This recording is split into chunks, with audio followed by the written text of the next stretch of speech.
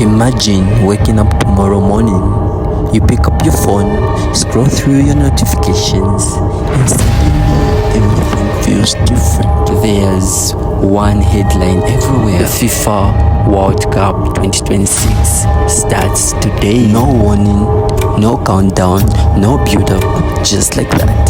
The biggest tournament in football has begun. At first, it sounds exciting, almost unreal.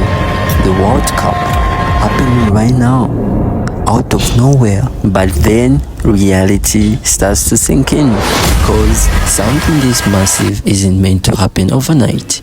And if it does, everything changes. Start with the teams. We usually think of national teams as ready-made groups, players representing their countries, stepping onto the pitch as one. But that's not how it works. International football is fragile. It depends on preparation, on time, on chemistry. Players come from different clubs, different systems, different leagues. They don't train together regularly. That's why before every World Cup, there are months, sometimes years of planning. Coaches experiment with lineups. They test tactics. They build understanding between players. Now imagine removing all of that. If the tournament starts tomorrow, many teams wouldn't even have finalized their squads.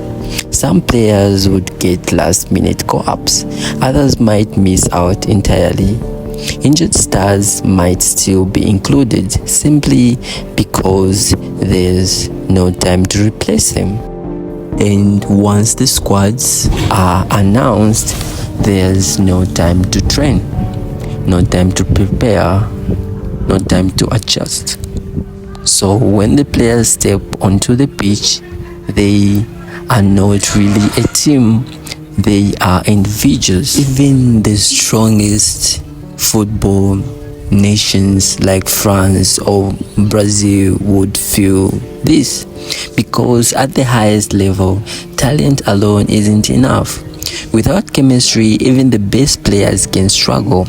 Passes won't connect the way they should. Movements won't be synchronized. Defenders won't be on the same page. Instead of fluid football, you get hesitation. Instead of confidence, you get uncertainty. And that uncertainty spreads quickly. Now, think about the hosts. The 2026 World Cup is planned across 3 countries: United States, Canada, and Mexico.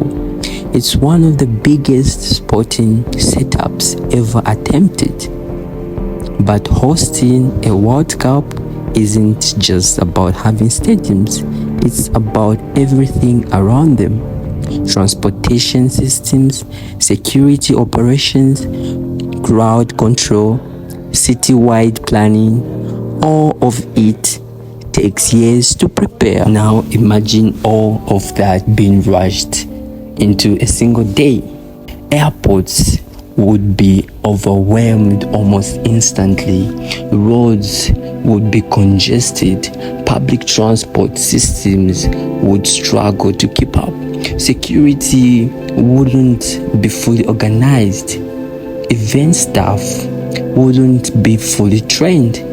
Volunteers wouldn't be ready.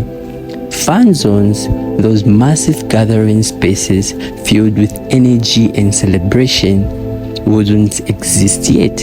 Cities wouldn't feel ready.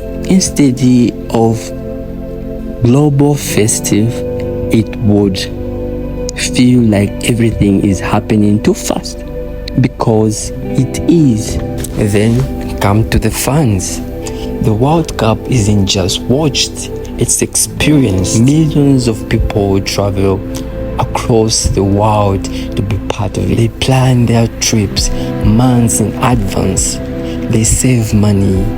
They book flights, hotels, tickets. Now imagine telling them it starts tomorrow.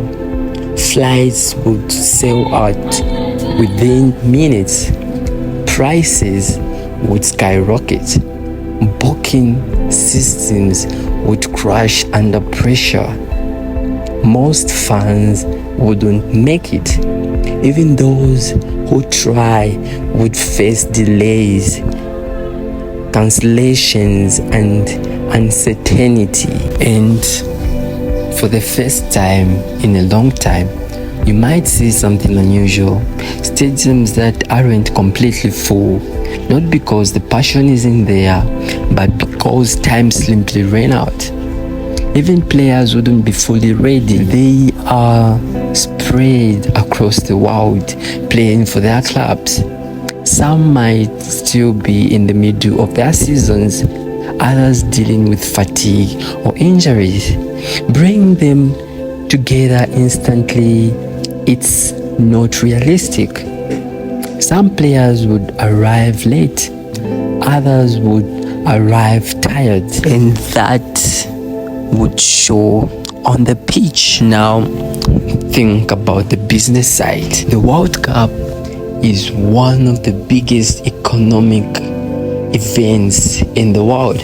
Organizations like FIFA depend on years of preparation. Sponsors plan global campaigns, broadcasters organize schedules, advertisers build strategies around every match. If everything starts suddenly, that entire system collapses.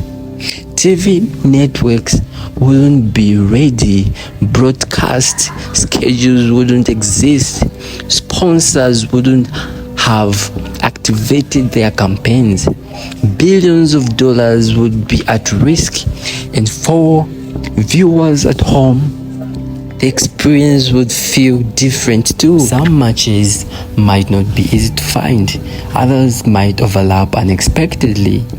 You could have a huge game happening and people scrambling just to figure out where to watch it. Now, the football itself. Without preparation, the quality of play would change. Not necessarily in a bad way, but in an unpredictable way. You would see more mistakes, passes slightly off target, players slightly out of position, defensive lines breaking under pressure. Fitness levels would vary. Some players would look sharp, others would struggle. Matches would feel uneven. But here's the interesting part. That lack of structure creates opportunity, because when teams aren't fully prepared, the gap between strong teams and weaker teams becomes smaller. Underdogs suddenly have a chance. Big teams lose their usual advantage. Matches become harder to predict. You could see major upsets early on. Unexpected teams advancing further than anyone imagined. It wouldn't be perfect football, but it could be unpredictable. And unpredictability makes everything more intense. In that kind of environment, individual players become even more important, because when systems break down, individuals step up. Players like Kylian Mbappe or Lionel Messi, they don't need much time to adapt. They can create moments out of nothing. A sudden run, a precise pass, a single shot that changes the entire game. In a chaotic tournament, those moments matter more than ever, because when teams aren't fully functioning, one moment of brilliance can decide everything. And while all of this is happening on the pitch, something else would be happening off it. The internet would explode. Social media would be filled with reactions. Every surprise would go viral. Every mistake would be shared instantly. Every match would feel like a global event. Fans would debate everything. Was it fair? Was it too rushed? Who benefits from the chaos? Even people who don't usually watch football would tune in, because this wouldn't just be a sport. It would be something unpredictable, something impossible to ignore. Struck by Dario Serna. And when you look at the full picture, what you get is completely different kind of World Cup. Not perfectly organized, not carefully prepared, not technically flawless, but something else, something raw. A tournament where anything can happen, where preparation doesn't decide everything, where unpredictability takes control.